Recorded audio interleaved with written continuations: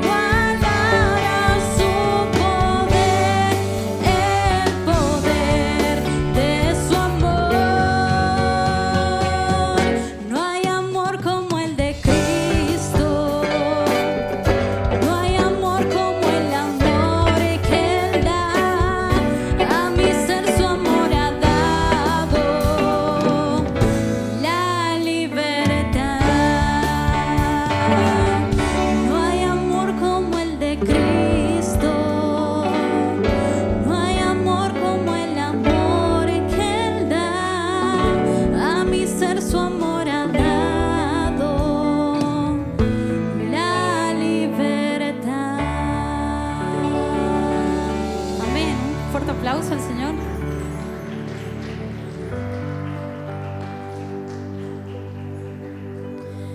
Y hemos cantado que no hay amor como el de Cristo, que somos un pueblo y que vamos a anunciar su palabra, pero también en este momento y en esta reunión queremos cantar con un corazón quebrantado al Señor, amén, y que entender que es por su fidelidad, que es por su misericordia que nosotros estamos acá, que es por su gracia, y que a pesar de que vivamos momentos o circunstancias complicadas, tenemos que entender que el Señor siempre está en control de todo, amén, y tenemos que confiar y que le podamos pedir en este momento con esta canción que vamos a cantar ahora, que no volvamos atrás, que podamos seguir y fijar nuestros ojos en Cristo, amén.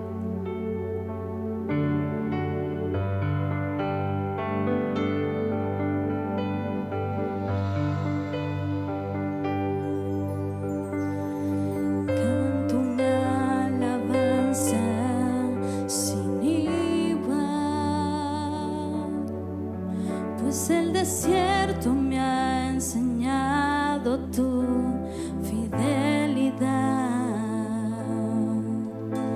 He visto muy de cerca mi fragilidad, tomando forma en tu abrazo y en tu sanidad.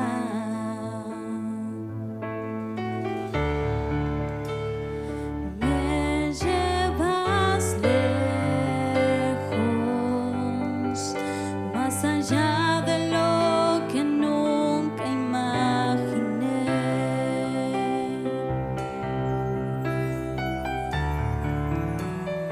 En mi desierto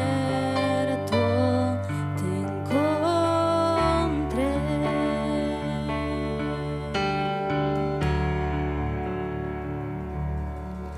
Si tu diestra me ha traído hasta aquí, no puedo callar, no puedo callar. Si tu mano hasta aquí me ayudó, no vuelvo atrás, no vuelvo atrás.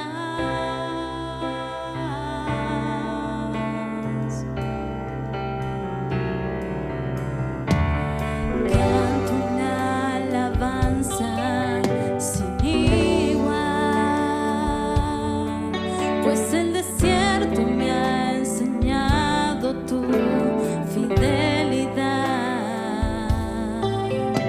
He visto muy de cerca mi fragilidad, tomando forma en tu abrazo y en tu sanidad.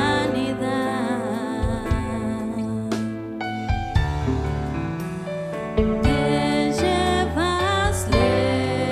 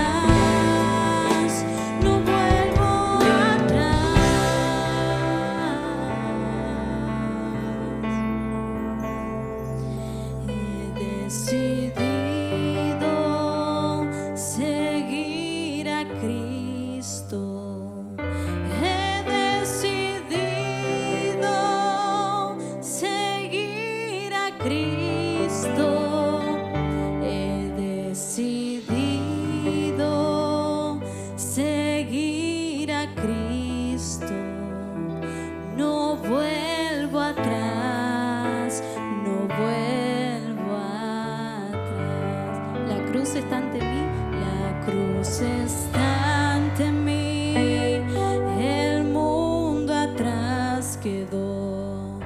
La cruz está ante mí, el mundo atrás quedó. La cruz está ante mí, el mundo atrás quedó.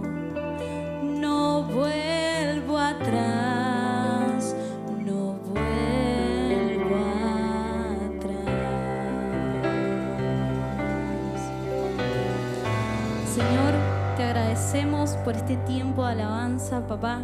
Te agradecemos, Señor, porque sabemos que vos vas delante de nosotros. Te agradecemos, Señor, porque sabemos que vos vas de la mano, Señor, con nosotros, que nos acompañás, que nos protegés, Señor, que nos fortaleces nuestra fe, Señor. Te agradecemos porque hoy hemos dicho que queremos seguirte, Señor. Hemos decidido seguirte como hemos cantado. Te agradecemos por tu gracia y por tu misericordia y por compartir este tiempo de alabanza. En el nombre poderoso de Jesús. Amén y amén.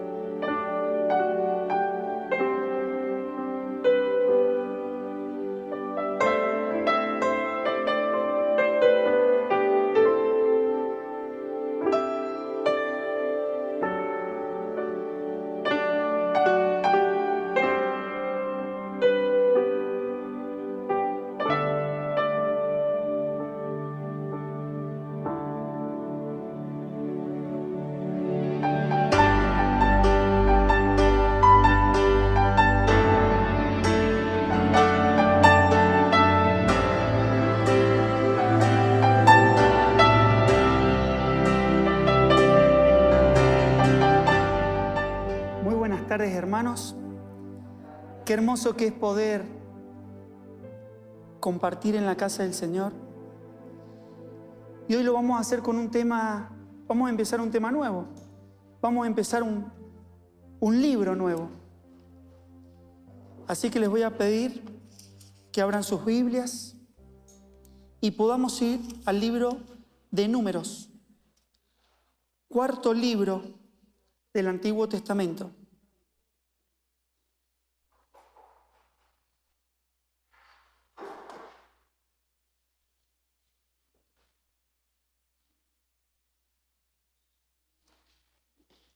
Y antes de empezar con este tema del libro de Números, para aquellas personas que no nos han podido acompañar en el estudio de lo que ha sido Génesis, Éxodo y Levítico, voy a tratar de hacer un pequeño resumen de estos libros.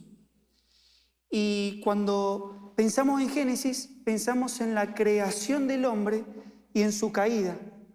Y en Génesis también vemos a los 4 patriarcas y vemos el exilio de Jacob entrando en Egipto.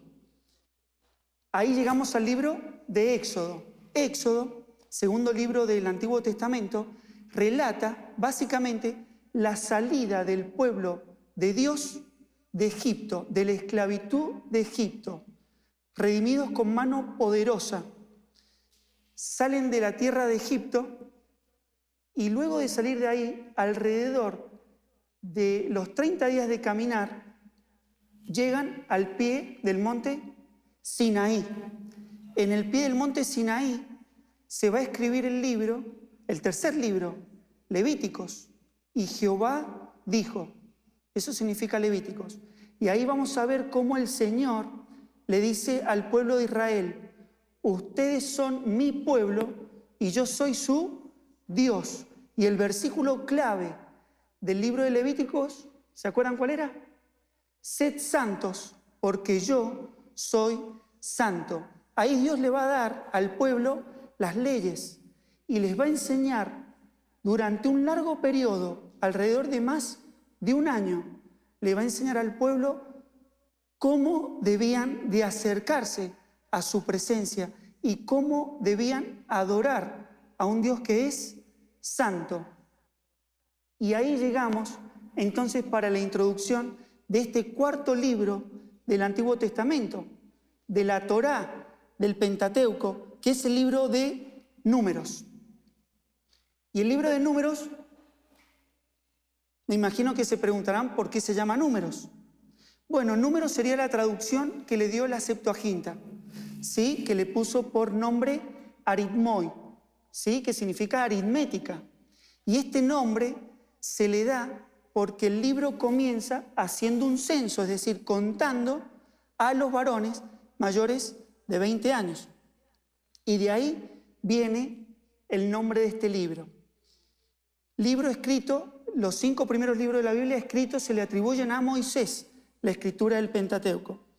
Y antes de poder entrar en el libro de Números, vamos a ir al Señor en oración.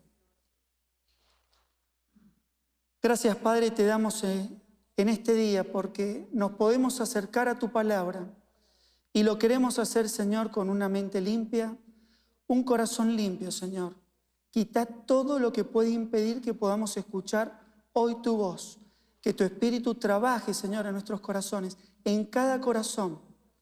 Muchísimas gracias, Señor, porque hoy tenemos el privilegio de abrir tu palabra. Oramos en el nombre de Jesús. Amén. Y cuando pensaba en esta introducción del libro de Números,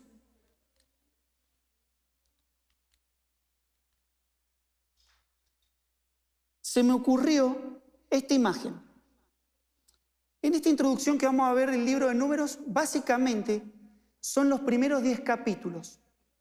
Y acá en la imagen, ¿qué estamos viendo? Estamos viendo un hombre preparando sus valijas. Bueno, de la misma manera, Dios quería darle las instrucciones finales al pueblo antes de partir a un viaje a través del desierto. Y cuando pensaba en esta introducción, me acordé de cuántas veces preparé yo la valija. Y les quería relatar cuál ha sido mi experiencia en esto, y creo que va a ser parecida a la de ustedes. Pero cada vez que he ido a hacer un viaje, bueno, los hombres somos bastante sencillos a la hora de preparar la valija. Por lo general la preparamos 2 horas antes de viajar. Y sacamos cuenta rápida, muy rápida. ¿Cuántos días viajamos? 7, listo. Son 7 pantalones, 7 pares de media, 2 ropas interiores, no, mentira. Para cada día llevamos cosas. Pero me lleva una sorpresa. Cada vez que volvemos de viaje y abro la valija, ¿con qué nos encontramos la mayoría? Que llevamos cosas que no ocupamos. Montón de cosas que no ocupamos. Sin embargo, ¿eso qué nos ocasionó? Nos ocasionó peso, nos quitó espacio, nos hizo viajar más lento. Y de esta manera quería introducir al libro de Números, porque hoy nos vamos a preparar, el Señor nos va a dar instrucciones para que podamos viajar. ¿Viajar por dónde? Por este desierto, que es la vida. Por eso cuando nosotros veamos el libro de Números y veamos un pueblo de Israel que Dios prepara para viajar por el desierto, hermano, quiero que vos veas a Dios dándote enseñanzas, instrucciones para poder cruzar el desierto de esta vida. Como dice Hebreos. Pero antes de viajar, ¿qué debemos hacer? Preparar las valijas. Pero como dice Hebreos, despojándonos de todo peso que nos estorba, corramos con paciencia la carrera que tenemos por delante. Es básico, mis queridos hermanos, cuando tenemos un viaje por delante, nos tenemos que despojar de todo peso innecesario, haciendo alusión al pecado. Dice Hebreos 12:2, puesto los ojos en Jesús. Así tiene que ser nuestro viajar. Nuestro viajar tiene que ser un viaje sabiendo quiénes somos y a dónde vamos. ¿A dónde vamos? A una tierra prometida, que es el cielo para nosotros. Esa es nuestra tierra prometida. Puesto los ojos en Jesús, entendiendo, como dice Filipenses 3:20, que nuestra ciudadanía está en los cielos. Cuando nosotros podemos entender estas verdades y las aplicamos a nuestra vida, entonces sí nos vamos a poder despojar de muchos pesos. Porque nosotros no vamos a buscar querer hacer tesoros en la tierra, donde se corrompe, sino vamos a querer buscar hacer tesoros en el cielo. Y así el Señor, en los últimos días, le va a dar instrucciones precisas al pueblo para viajar. Y lo primero que el Señor les iba a decir, en primer lugar, es debemos reconocer nuestra identidad. Eso lo vamos a ver en el capítulo 1 de Números, del versículo 1 al versículo 3. Dice: habló Jehová a Moisés en el desierto del Sinaí, en el tabernáculo de reunión, en el día primero del mes segundo, en el segundo año de su salida de la tierra de Egipto, diciendo: tomad censo, de ahí viene el nombre de Números, de toda la congregación de los hijos de Israel por sus familias, por las casas de sus padres, con la cuenta de los nombres, todos los varones por sus cabezas, de 20 años arriba, todos los que pueden salir a la guerra en Israel. Los contaréis tú y Aarón por sus ejércitos. En primer lugar, Dios le manda a Moisés a hacer un censo. ¿Y qué es lo que tenía que contar Moisés y Aarón? Todos aquellos varones que estaban preparados para la guerra. El censo era claro, era con fines militares, era un censo militar. Por eso, en primer lugar, debemos reconocer que como hijo de Dios, ¿qué somos? Somos soldados. Por eso dice 2 Timoteo 2:4, ninguno que milita se enrede en los negocios de la vida, a fin de agradar a aquel que lo tomó por soldado. Hermano querido, hermana, Adrián Rogers, me encantó lo que dijo, no vamos en un crucero del amor, vamos en un buque de guerra. Los cristianos somos soldados y debemos reconocer nuestra identidad como soldados para poder pelear, como dice Pablo, la buena batalla. En segundo lugar, segundo punto, lo vamos a ver en el capítulo 2 y capítulo 3. Vamos a hacer un recorrido del capítulo 1 al capítulo 10. Voy a tratar de ser puntual, pero quiero que me vayan siguiendo. En el capítulo 2 y capítulo 3, capítulo 1 y capítulo 2, se le dan instrucciones a los levitas de cómo debían ubicarse cuando armaran el campamento. Entonces el Señor le dio instrucciones, dicen, bueno, van a poner el tabernáculo y alrededor del tabernáculo los levitas, cubriendo el tabernáculo. Esto tenía un fin realmente importante, ya lo vamos a ver más adelante. Y alrededor del tabernáculo ubicó las tribus, 3 al norte, 3 al sur, 3 al este y 3 al oeste. Y cuando nosotros vemos esto, podemos sacar diferentes lecciones para nuestra vida. En primer lugar, segundo punto, debemos reconocer a Dios como nuestro Rey. Era costumbre de aquellos tiempos que los reyes se ponían en el centro del pueblo. Y Dios, ¿dónde se ubicó? En el centro de su pueblo. Querido hermano, esto es una lección para nosotros. Esto es una instrucción para la iglesia de hoy. ¿Dónde está Dios en nuestra vida. Porque hoy Dios nos enseña que Él debe ocupar el lugar central de nuestra persona, de nuestra búsqueda, de nuestra adoración. Dios establece un gobierno, ¿de qué tipo? ¿Democrático? No. Dios estableció un gobierno teocrático. ¿Qué quiere decir? Que Él pone las reglas, las leyes, y nosotros las debemos obedecer. Hermanos, puede sonar por ahí un poco chocante, pero no estamos como iglesia para cuestionar principios de Dios. Dios ha puesto sus principios, ha puesto su ley, es su gobierno. ¿Y nosotros qué debemos hacer? Obedecerle. No estamos para tratar de hacer o acomodar la palabra de Dios a nuestros gustos, a nuestros placeres. Nosotros tenemos que, con guía del Espíritu Santo, acomodar nuestra vida en el camino del Señor. Y podemos sacar otra enseñanza preciosa para el pueblo de Dios. Bueno, versículos.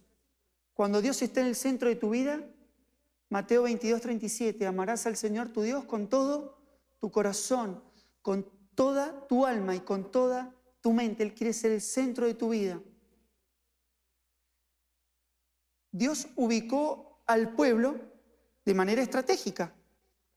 ¿Y eso qué significa? En la iglesia ocupamos lugares estratégicos. No todos estamos en el mismo lugar. Por eso dice Romanos 12:18, mas ahora Dios ha colocado los miembros, cada uno de ellos en el cuerpo, como Él quiso. Porque si todos fueran un miembro, ¿dónde estaría el cuerpo? A ver, cuando le dio órdenes a las tribus, vos vas al norte, no se pusieron a discutir por qué nosotros al norte, a mí me gusta ir al sur.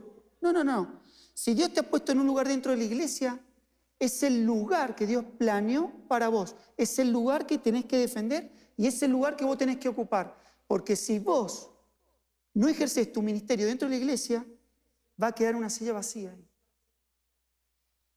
Y también podemos aprender de esto una última lección. Que Dios es un Dios de orden. Dios es un Dios de orden. Cuando Él creó las cosas de manera ordenada. El cosmos está ordenado. Cuando Él ordenó a su pueblo, lo hizo como Él quería. Y en la iglesia también debe haber orden. Estos son principios para que podamos establecer para una vida cristiana exitosa. El otro día hablaba con mi hija. Para todo esto, para todos los jóvenes, ¿no? Que están a full con el TikTok. Y ahí en el TikTok te pueden dar like. Y yo hablaba con mi hija. Hoy tenemos una juventud que está enfocada en los likes que te puede dar la gente a través de un video. Yo, ¿qué le dije a mi hija? Nosotros no vamos con ese sistema. Nuestro gobierno no es este mundo. Nuestro gobierno es de Dios. El like que nos debe importar, ¿cuál es? El del Señor. Un solo like basta en nuestra vida. Es que el Señor te dé el like. Que el Señor apruebe lo que vos haces. Y es eso lo que nosotros debemos, como hijos de Dios, buscar. Estos son principios que nos van a ayudar a caminar una vida cristiana exitosa. Y por eso te digo like. Exitosa en los parámetros de Dios. No exitosa en los parámetros de este mundo. Los parámetros de este mundo al éxito, ¿a qué le llaman éxito? Plata, fama, tenés que ser un youtuber reconocido, un tiktoker. Términos que por ahí ya empiezan a ser bastante nuevos para nosotros. Pero nosotros debemos buscar, ¿sí?, conocer más al Señor, que el Señor nos apruebe y Él nos dé su like. En tercer lugar, Tercer punto, vamos a ver 8 puntos en el día de hoy. Tercer lugar dice, debemos servir a Dios con temor y reverencia. Vamos a leer el capítulo 3, versículo 4. Versículo que ya habíamos leído anteriormente. En otra predicación dice, pero Nadab y Abiú murieron delante de Jehová cuando ofrecieron fuego extraño delante de Jehová en el desierto del Sinaí. ¿Se acuerdan? Los hijos de Aarón, quizás después de haberse embriagado, quisieron entrar al tabernáculo y del tabernáculo del lugar santísimo, ¿qué salió? Fuego, y los consumió. Y el Señor vuelve a traer esta advertencia y la pone acá. ¿Por qué? Porque venía, capítulo 3 y capítulo 4, viene el servicio de los levitas. Y antes de que el Señor les diga a los levitas cómo le deben servir, les va a hacer una advertencia. Y les recuerda la muerte de los hijos de Aarón. ¿Por qué? Porque ofrecieron fuego extraño. No sabemos qué fue ese fuego extraño. Lo que sí sabemos, que entraron de una manera imprudente a la presencia del Señor. Miren lo que dice Hebreos 12, 28 y 29. Sirvamos a Dios con temor y reverencia, porque nuestro Dios es fuego consumidor. Tenemos que ser conscientes de esta verdad. Dios es amor, pero Dios también es fuego consumidor. Y cuando nosotros servimos al Señor, debemos hacerlo recordando que Él es fuego consumidor. Apocalipsis 1:6 dice que el Señor, ¿qué hizo de nosotros? Un pueblo de reyes y sacerdotes. ¿Sabés qué significa eso? Que vos podés entrar en la presencia del Señor porque Jesús, a través del nuevo pacto, te hizo sacerdote. Y vos podés entrar sin mediación de los sacerdotes como era el antiguo pacto. Vos podés entrar a la presencia del Señor. Pero recordando esto, hay que hacerlo con temor y reverencia. Hermanos, necesitamos con urgencia hijos de Dios que entiendan lo que es el temor a Jehová, lo que es servirlo con reverencia. Sirvamos a Dios con temor y reverencia porque Él es fuego consumidor. Cuarto punto. Debemos mantener la santidad.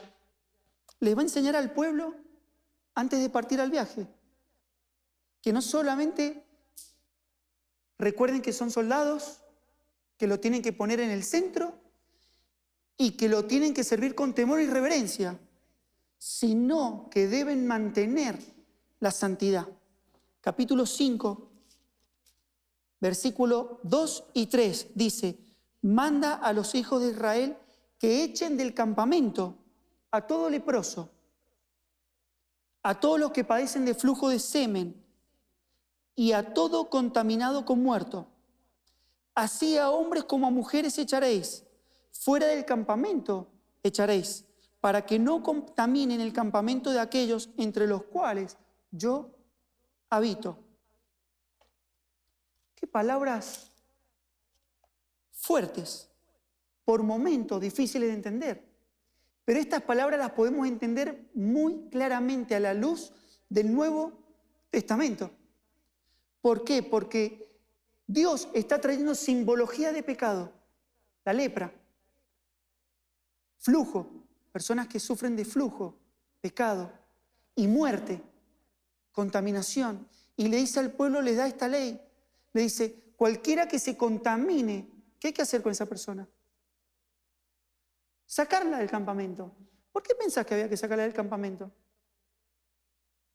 Porque también esa persona que está contaminada contamina a los demás. Muchas veces escuché a gente que me rodeaba: lo que yo practico no lastima a nadie. Lo que yo hago de mi vida no perjudica a nadie. Querido hermano, cuando vos practicás el pecado, no solamente te contaminas vos, contaminás a tu alrededor.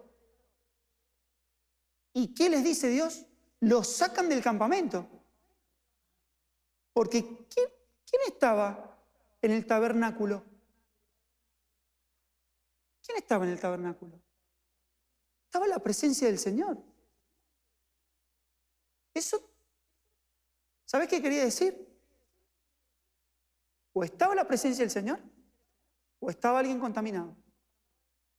El pueblo quería la presencia del Señor, sacá la contaminación. Tenemos que tomar decisiones acerca del pecado. Y son decisiones drásticas. Nosotros no podemos convivir en nuestra vida con prácticas que son pecaminosas, como la lepra, como la muerte simbolizada aquí. ¿Qué va a decir el apóstol Pablo en 1 Corintios? ¿O no sabéis que nuestro cuerpo es templo del Espíritu Santo, el cual está en vosotros? El pueblo de Israel, ¿qué tenía en el centro? El tabernáculo. Ahora viene el Señor con el nuevo pacto, ¿y qué nos dice? No ignoréis, hermanos, dice otra versión, que nuestro cuerpo es tabernáculo del Espíritu Santo. Hoy, este cuerpo es tabernáculo del Espíritu Santo. Por eso el llamado es: no podemos convivir con nada que sea pecaminoso. Ahora, qué precioso el Señor Jesús. ¿Sabes qué hizo el Señor Jesús cuando caminó por este mundo? Sanó a leprosos. ¿Se acuerdan que también sanó a una mujer que padecía de flujo de sangre? Y también resucitó a los muertos.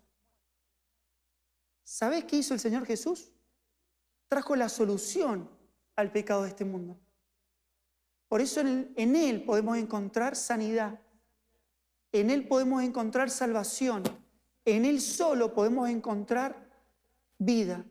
Por eso, si estás practicando alguna clase de pecado, en el Señor Jesús vos tenés sanidad, tenés restauración, podés tener vida y vida en abundancia. En segundo lugar, en este capítulo 5 y 6, vamos a ver algo precioso, que es el voto de los nazareos. ¿Saben lo que era un nazareato? Un nazareato era un voto que podía ser un israelita. Lo vamos a leer, está en el capítulo 6. Vamos a leer del versículo 1 al 6. Dice: el hombre o la mujer que se apartare haciendo voto de nazareo para dedicarse a Jehová, se abstendrá de vino y de sidra, no beberá vinagre de vino, ni vinagre de sidra, ni beberá ningún licor de uvas, ni tampoco comerá uvas frescas ni secas. Todo el tiempo de su nazareato, de todo lo que hace la vid, de los granillos hasta el ollejo, no comerá.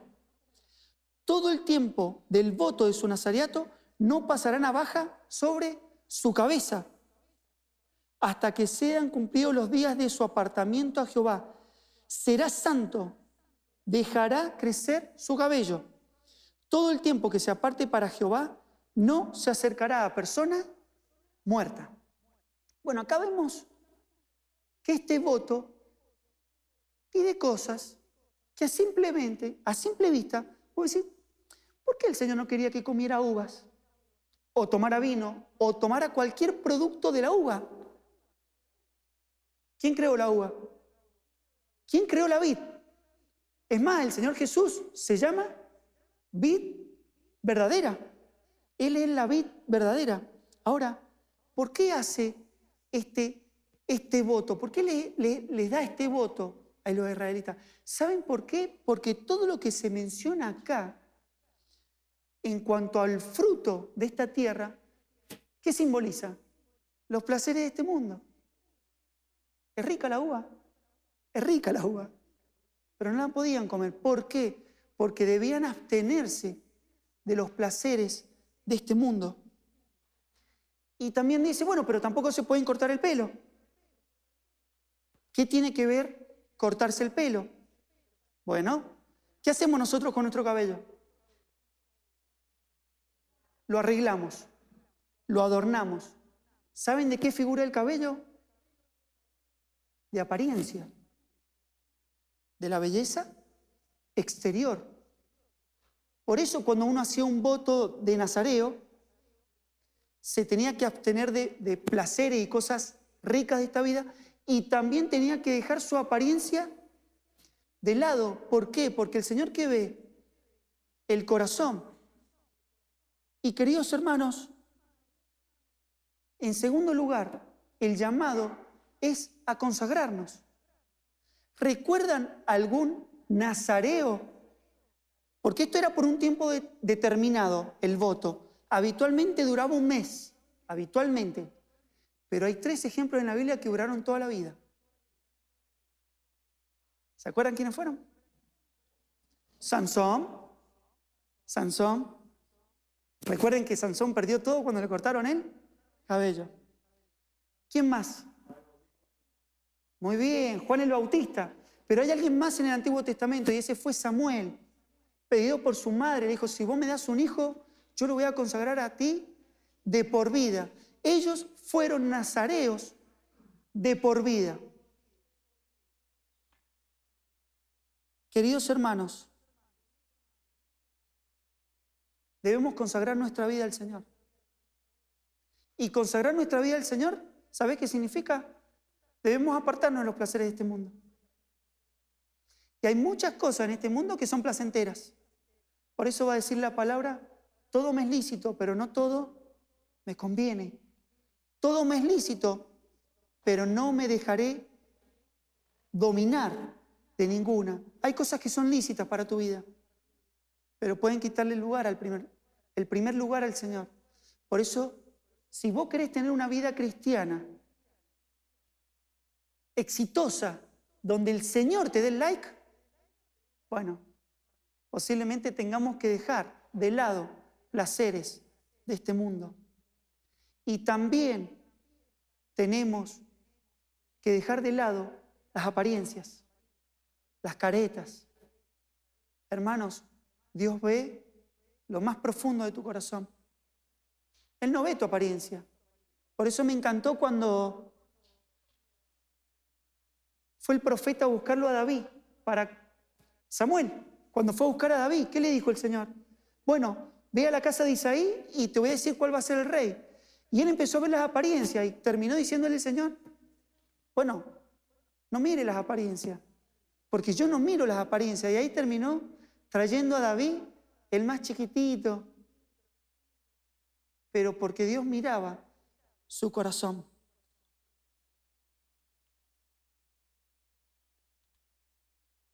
En quinto lugar, un hijo de Dios debe practicar las ofrendas.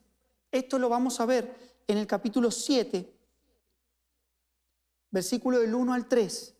Aconteció que cuando Moisés hubo acabado de levantar el tabernáculo y lo hubo ungido y santificado con todos sus utensilios, y asimismo ungido y santificado el altar y todos sus utensilios, entonces los príncipes de Israel, los jefes de las casas de sus padres, los cuales eran los príncipes de las tribus, que estaban sobre los contados, ofrecieron y trajeron ofrendas delante de Jehová.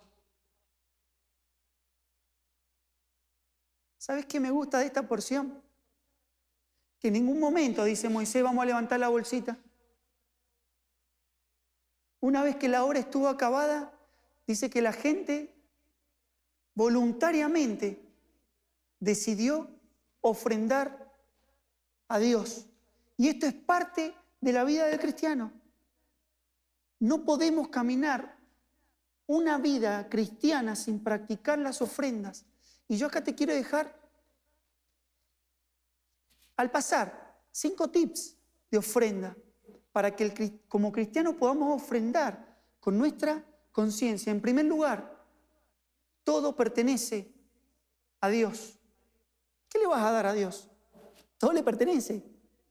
Tienes que cambiar la visión de que de lo que yo gano o de lo que yo tengo, Dios se va a beneficiar con lo mucho que le voy a dar. Al contrario, yo creo que Dios nos podría decir, te estás beneficiando con todo lo que te estoy dando. ¿Cuánto me vas a dar? ¿Cuánto me vas a devolver? En segundo lugar, la ofrenda se hace voluntariamente. Por eso me encanta este capítulo. Dice que voluntariamente decidieron ofrendar. ¿Cuánto ofrendaron? Con generosidad. Esa es otra forma con la que debe ofrendar el cristiano. ¿Saben qué? La ofrenda bien practicada no se hace antes de ofrendar. Sacamos a ver qué tenemos en la billetera y qué le podemos dar a nuestro Señor. La ofrenda bien practicada separa, como dice el apóstol Pablo, de acuerdo a cómo hayas prosperado. Cada semana separa una parte y tráela a la ofrenda. La ofrenda debe venir preparada desde la casa. Por eso, queridos hermanos, cuando uno viene y ofrenda al Señor, no es la plata que te sobra en la billetera. Y a veces nos ha pasado a todos, ¿no? Empezamos a ver la billetera y decimos, este billete es demasiado grande y este es demasiado chiquito. Bueno, quizás con un 50, bueno, voy a quedar bien.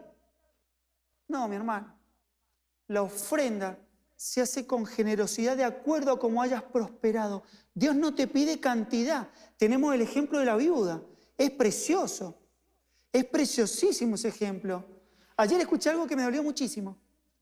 Estaba en un centro médico y una persona que estaba ahí decía de manera burlesca, ¿no? Traedme la plata y les daré la salvación. Así dicen los evangélicos. Y se mataban todos de risa. Qué triste que la gente piense que uno puede lucrar con la ofrenda que uno trae al Señor. Uno trae al Señor porque reconoce que Dios es el dador de absolutamente todo. Y a Él le damos con generosidad. Y el ejemplo de la viuda nos enseña que no es la cantidad, es el corazón. Por eso dice el Señor, Dios ama al dador alegre. ¿Cómo está tu corazón para darle al Señor? No se trata de cuánto ofrendes. Se trata de con cuánto sacrificio ofrendes.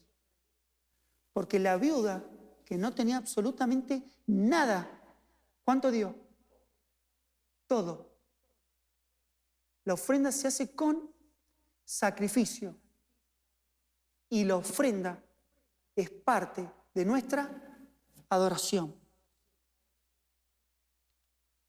Sexto punto. Dios le va a enseñar a su pueblo que antes de salir a un viaje, ¿qué debían hacer? Purificarse. Debían practicar la purificación. Y eso lo vamos a leer en el capítulo 8, versículo 7. Dice, así harás para expiación por ellos. Rocía sobre ellos el agua de la expiación y haz pasar la navaja sobre todo su cuerpo y lavarán sus vestidos y serán purificados. La vida del cristiano debe ser una vida de continua purificación. En los salmos encontramos tantos salmos de lavamiento por su palabra. Yo puse uno, que es precioso y es muy conocido. Dice, ¿con qué limpiará el joven su camino? Con guardar su palabra. Hermanos, el agua para la purificación, ¿figura de qué es? De la palabra del Señor. He contado un ejemplo muchas veces, pero creo que es práctico y puede venir bien que lo cuente. Una señora le dice al pastor, pastor, dice, usted me enseñó que la palabra purifica mi vida, pero yo leo y me cuesta tanto. Yo no noto que la palabra me purifique. Y el pastor le dice, mira, vamos a hacer algo para que me puedas entender. ¿Viste ese canasto de mimbre que tenés ahí al costado de la casa llena de carbón? Bueno, saca el carbón y quiero que vayas al río, lo tenía cerquita al río, y quiero que me traigas agua. Bueno, dice la mujer, ¿por qué no? Sale la mujer, obedeciendo, tira el carbón, va en busca de agua, llena el canasto de mimbre de agua y empieza su recorrido de vuelta a casa. Imagínense qué pasó con el agua. Se salió, canasto de mimbre. Y llega la señora a la casa con el canasto vacío, sin agua. Y le dice, pastor, acá estoy. Y dice, no entiendo. Bueno, andáselo de vuelta. Y lo hizo de vuelta. Y así lo hizo varias veces. Y después de varias veces, le dice el pastor, bueno, ahora quiero que mires el canasto. ¿Cómo estaba el canasto antes de que empezaras a cargar agua? Bueno, todo negro, todo tiznado. ¿Y ahora cómo está? Mucho más limpio. Esa es la acción purificadora de la palabra en nuestra vida. El cristiano, cuando se acerca a la palabra de Dios, empieza a purificar tu vida. Y puede que a veces no lo notemos, pero la palabra limpia nuestra vida. Pero me encanta como dice el versículo 7. Dice, y haz pasar navaja sobre su cabeza y sobre todo su cuerpo, y lavarán sus vestidos. ¿Saben qué está hablando esto? Una acción personal. Esto es una acción personal, como dice David en el Salmo 139. Examíname, oh Dios, y conoce mis pensamientos. La palabra te va a lavar. El Espíritu Santo, usando la palabra, va a limpiar tu vida. Pero vos te debes someter a la palabra de Dios. Vos debés tomar cartas en el asunto. Vos debés pasar la navaja sobre todo tu cuerpo. Vos debés agarrar tu ropa y ¿qué tenés que hacer? Lavarla. Y eso es algo que solo lo podés hacer vos. Por eso dice el Señor que es una acción personal también. Examíname, oh Dios, y conoce mis pensamientos. Acción purificadora de la palabra. Séptimo lugar, penúltimo punto. Debemos recordar el sacrificio de Cristo. Dice el capítulo 9, versículo 2. Los hijos de Israel celebrarán la Pascua a su tiempo.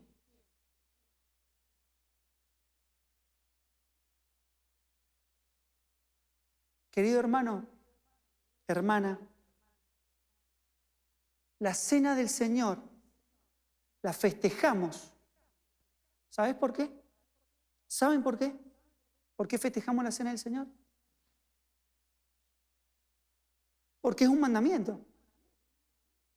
No lo festejamos para... No, lo festejamos porque es un mandamiento. Los hijos de Israel celebrarán la Pascua a su tiempo. La cena del Señor, queridos hermanos, la debemos festejar. Y yo sé que estamos pasando un tiempo diferente, un tiempo donde quizás hoy estamos participando de la cena del Señor, cada uno en sus casas, pero es un mandato del Señor. ¿Por qué es un mandato del Señor? Porque cuando festejamos la cena del Señor, con los símbolos del pan, que es figura de su cuerpo, y el vino, que es figura de su sangre. ¿Qué recordamos? El sacrificio de Cristo. Es decir, recordamos el pasado. Por eso dice en Corintios, hacedlo en memoria de mí, háganlo en memoria de mí. ¿Y debemos hacerlo cuándo?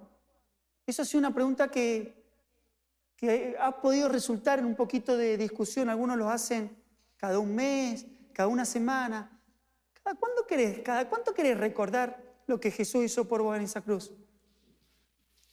Todos los días de tu vida lo tenés que recordar. No puede pasar un día en la vida del cristiano que te levantes y le digas, Señor, gracias por rescatarme. Gracias por pagar ese precio por mí en esa cruz. Por eso, cuando tengamos oportunidad, recordarlo con el pan y con el vino, lo debemos hacer. Por eso lo tenemos que hacer cuanto más se pueda, mejor. ¿Cómo lo tenemos que hacer? Como dice Corintios 11, con reverencia y dignidad. Por eso, cuando nos acercamos a la mesa del Señor, de la misma manera que con la advertencia de los hijos de Aarón, que se acercaron a la presencia del Señor y lo hicieron de una manera incorrecta, no olvidemos que Dios es fuego consumidor. Por eso va a decir el apóstol Pablo, algunos están enfermos y otros duermen. ¿Por qué? Porque no entendieron el simbolismo de la cena del Señor. Me encanta Sproul en unos videos que tienen muy recomendados, están en YouTube, se llaman La Santidad de Dios, 6 videos.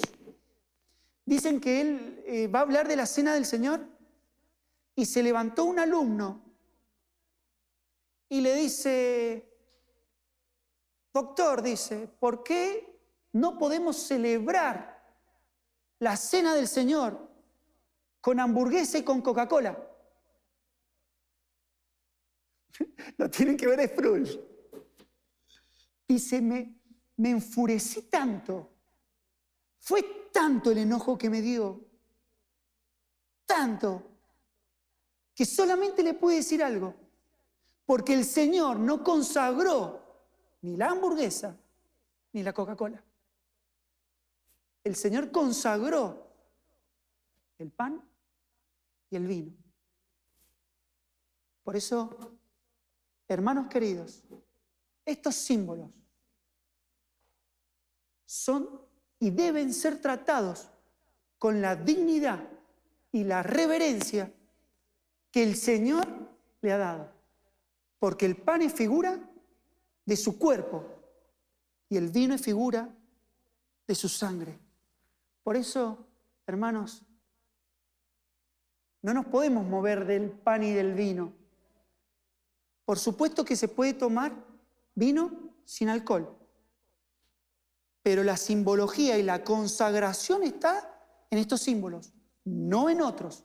No está en el agua, no está en las tortitas, está en el pan y está en el vino.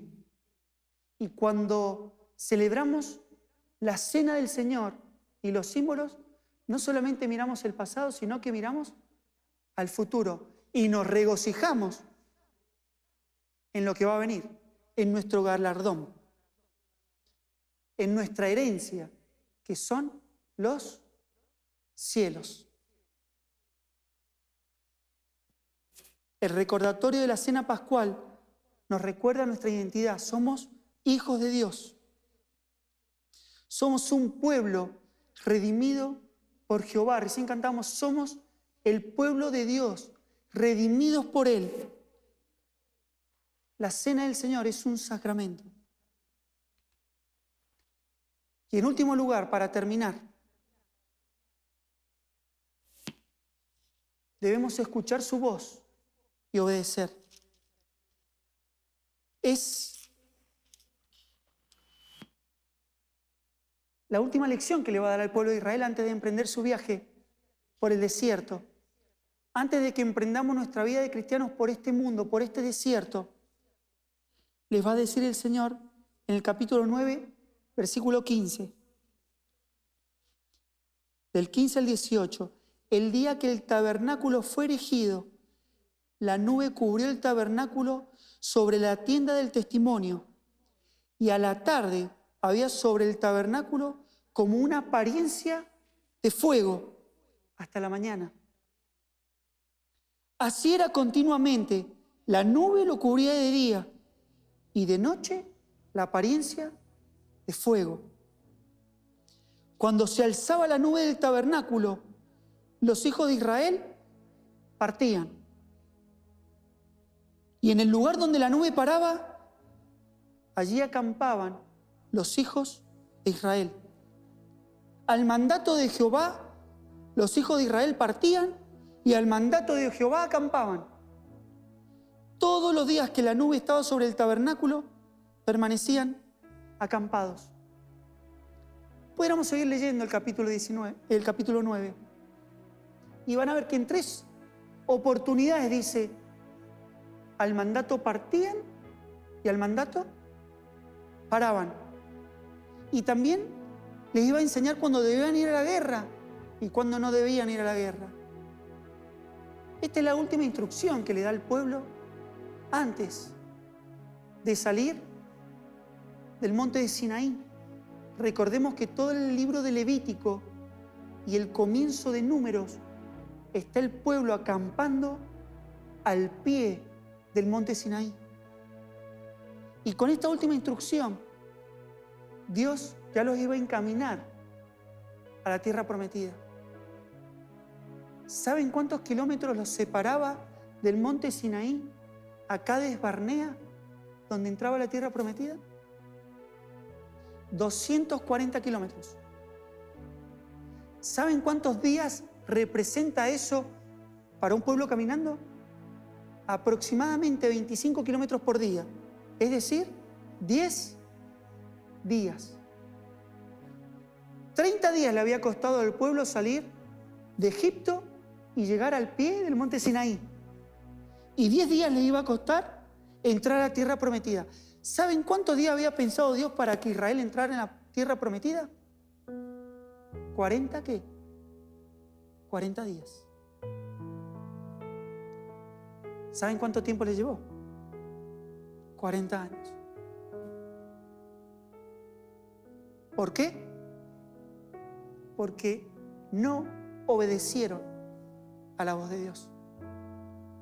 Y este es el último llamado que el Señor va a hacer a su pueblo. Debemos escuchar su voz. Debemos escuchar cuando el Señor te dice, tenés que caminar. Pero también debemos escuchar cuando el Señor te dice, bueno, ahora no tenés que caminar. Ahora te quiero quieto.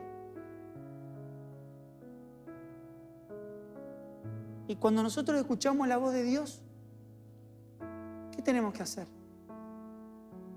Obedecer. Por eso va a decir Hebreos, como decía los Salmos también, si escuchas hoy su voz, no endurezcas tu corazón,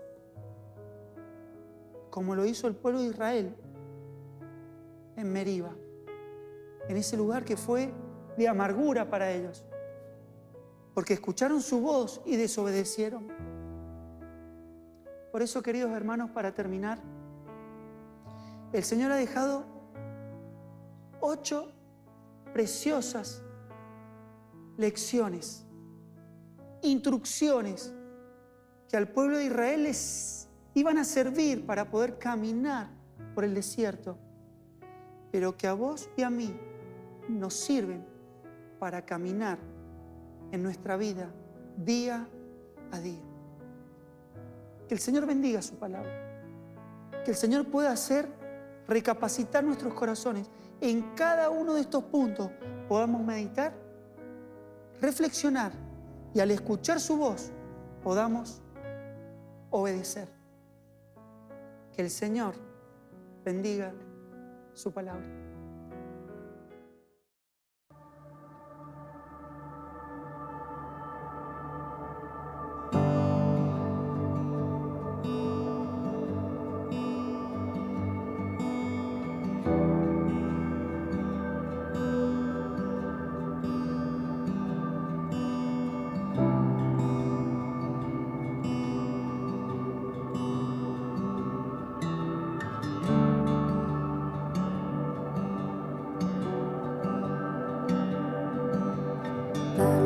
Dios, un entendimiento vivo de Jesús, de la riqueza de su gloria y la cruz.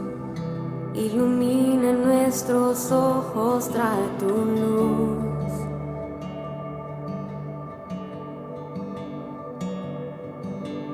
Danos, Dios, un entendimiento vivo de Jesús, de la riqueza de su gloria y la cruz.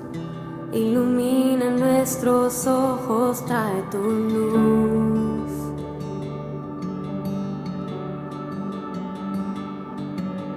Muestra esos ojos hoy brillando como fuego y su rostro como el sol resplandeciendo, la belleza incomparable de Jesús, el digno Dios. Muestra esa voz que como estruendo hoy resuena y la santidad que es su vestimenta, la temible hermosura de Jesús, el digno Dios.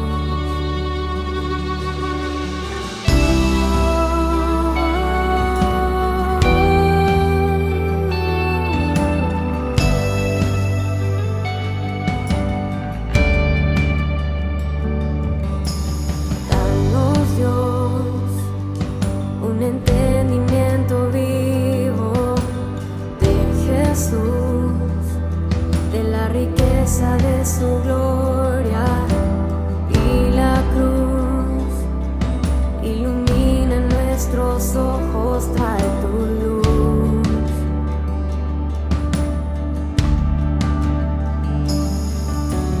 Danos, Dios, un entendimiento vivo de Jesús, de la riqueza de su gloria y la cruz.